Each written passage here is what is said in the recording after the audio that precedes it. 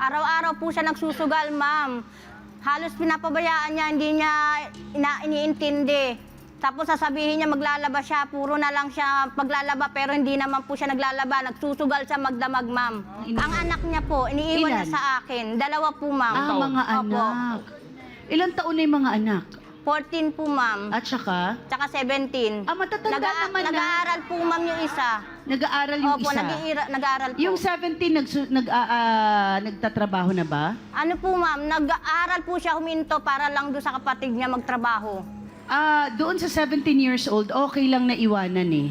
Okay na yun, kaya niya na yung sarili niya, hindi mo na alagain. Opo, Pero opo. yung kapatid na mas bata, yun Opo. kasi yung may sakit. Opo, ma'am. Awang-awa po ko. Awang-awa ka. So, gaano mo Sinusugod nakatagal? po namin niya sa ospital, ma'am. Oo, gaano nakatagal mo tong kaibigan si, Ano po, ma'am? Ang pangalan niya?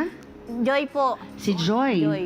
Matagal na po, ma'am. Halos doon na po yun. Nanganak po yun sa amin. Anong sinusugal niya? Nagtutungit po, ma'am. Oo, yung tong its talaga na yan. Magdamagan po, ma'am. Alam mo, nasira na yung image ng tong its. Pag malakasan ba yan? Malakasan natin? Malakasan, ma'am. Pagka malakasan, magkano ang taya? 50 po ang gitna, ma'am. 50 ang laban. Ako, si Kwenta Malakas na ba yun? Opo.